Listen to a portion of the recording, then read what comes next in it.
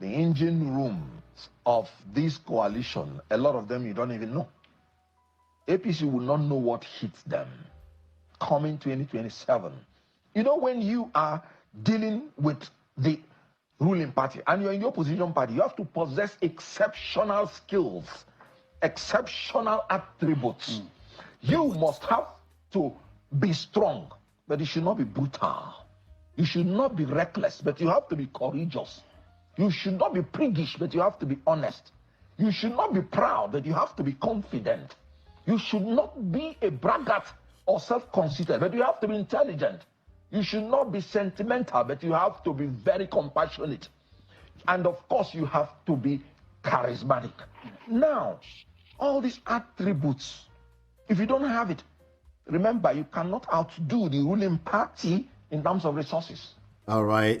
He said in terms of resources. That was Mr. Kenneth Okonkwo, who is speaking on the, I guess, supposed coalition. I'm going to read this short excerpt, and you can take it away. Wait. Initially, I was thinking beyond his immediate antecedent as a well-known Nollywood actor, and later a lawyer. He, on that program too, said, described himself as an economist.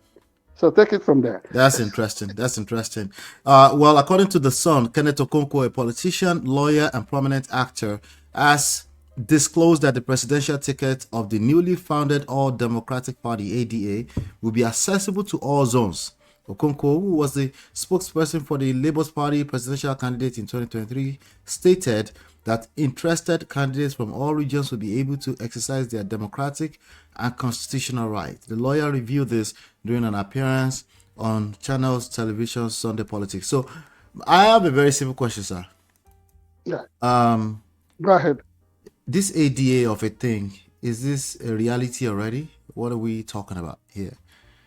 Well, yes and no, to the extent that they are an association that have expressed their intention to be registered as a political party.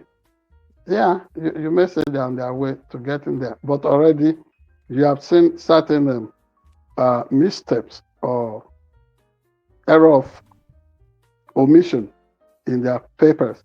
Instead of addressing their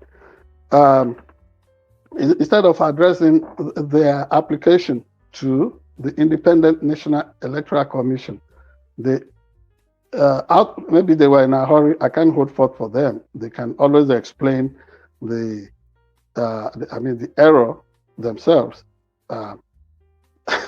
They addressed them. They addressed their application, their letter of intent to Independent National Commission. Was that electoral? Yes. Okay. Instead of addressing it to INEC, they address it to INC. So INC. that error for a start, they don't have to be so unorganized and non-methodical in their approach. They got to, proceed with utmost caution and making sure that all their I's are dotted and their T's are properly crossed. So that is the initial thing. So to answer your question, I think they're on their way there. So if it quacks like a duck, if it walks like a duck, then what do you conclude? So what is this 2027 game plan or coalition strategy? What's the core of it? Maybe we can. What they are trying to do it is a coalition of everybody that is displeased with the implosion, the self-inflicted, the deliberately orchestrated implosion that the PDP is suffering. Remember, Wike would do everything to delegitimize the Atiku faction and the Atiku leadership in People's Democratic Party. And then you find elements like Chibuke Rotimi Amechi, the former governor of Rivers State, who was also a minister. Was also APC, right? It was APC, right? Who was also a minister of transport. and shifting one of the people who led the so-called new PDP into the coalition that birthed the party that is now known as the All APC. Progressives Congress, APC in Nigeria. And on another wing of that movement, you find somebody like Nasir El-Rufai, who actually was one of the most vociferous and loquacious critics of yeah, he got everything from the People's Democratic Party. I mean, right from when he was first discovered and installed as the director, the EMS-man of the then public bureau. What was it called? Yeah, public bureau for public enterprise, BPE, Bureau for Public Enterprise. From there, Obasanjo made him the Minister of Federal Capital Territory. His ascendance as a public servant, which he described as totally accidental, was facilitated by the PDP machine. But at the end of the day, he jumped ship. He jumped ship and decided to form an alliance with Bola Ahmed Tinubu and former President Muhammadu Buhari. And he operated with reckless abandon with them. Even he became the chief, the mastermind of this vision of having Muslim ticket, which he later used to taunt the entire Nigerian people. As a result of which, security intelligence did not favor him when he was screened to become a minister under the Bola Ahmed Tinubu's administration, because he was being viewed as a rabid religious bigot and extremist. So he didn't really pass that test and he was screened out. Since then, he also has thrown all kinds of mud, all kinds of dirt at all kinds of objects in the kitchen. He has been throwing at President Bola Ahmed Tinubu. And you have other people like Dr. Ahmed Baba, and so on and so forth. But at the moment, somebody of Yoruba ethnic stock is being flown around as the interim chairman of this ADA of a thing. And you ask them, they are not categorical in saying whether they are going to move out of PDP, whatever political contraption, or all they are saying is that this ADA of a thing is a sure bet for all of them who feel they can muster enough strength and political gusto to defeat President Bola Ahmed Tinubu come 2027. And Bola Ahmed Tinubu and his own co-travelers too have not really helped the situation. Instead of minding the business of governance, what have they been doing? All kinds of contradictory steps and missteps, including economic policies that have been so bitter of a pill for the average Nigerian citizen to swallow. So this is the journey so far. It's almost like they push, the other side pull. The other side pulls, they also would want to push. And so in this tug of war, all of us, journalists, curious electorates, we will just be watching as they try to knock themselves out. It will be a combination of wit, tactics, strategy, money, and who really, and this is one election that is going to put the Nigerian citizen or the Nigerian electorate to task as to whether democracy actually belongs to the people or for whoever is able to pull the tricks out of the bag, like candy and money. Of course, you know how election has become a matter of what's it called? Bazaar in Nigeria. You have your money on the block, you ask for the vote, somebody is willing to sell.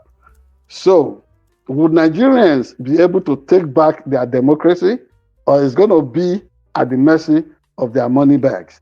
Meanwhile, because of hunger situation, because of poverty situation that is so grinding in Nigeria, scores of people, if not millions, are really agonizing to early grave in Nigeria. So would there be enough citizens alive when 2027 comes to be part of this electoral process? We wait until then. Everybody is expecting there should also be some mechanism for electoral reforms. We are not seeing much of that. You will see on the block too, some people pushing the proposal that a new 40 states should be created. How do they sustain this so-called... Did you say new 40 states? New 40 states being proposed by certain elements in the National Assembly. It sounds like they're jobless. It sounds like people don't even know what the size of a state ought to be. Nigeria on a good day as a whole should not be more than a state. 3 but states now at most. It should not be more than a state. Nigeria itself. What I mean, compare between the size of state of Texas here, California there.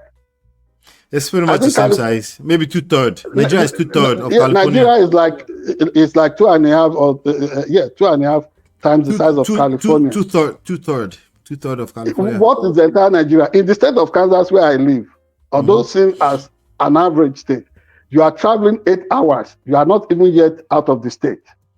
State of Kansas, Missouri, Oklahoma, Texas. I mean, states are big. Yeah. So instead of maybe embracing the vision of a more vibrant local government, city states, or getting communities, villages, towns, cities chartered, so that they can.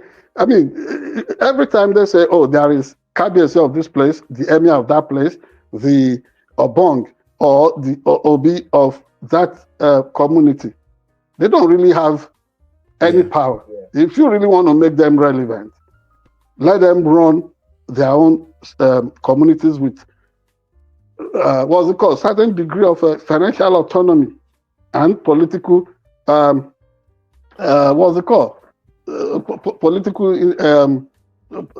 independence as well. Then we will know that all these structures are relevant. But as it is now, they're asking for more states. I said, how are they going to sustain that? Where is the production base to make it?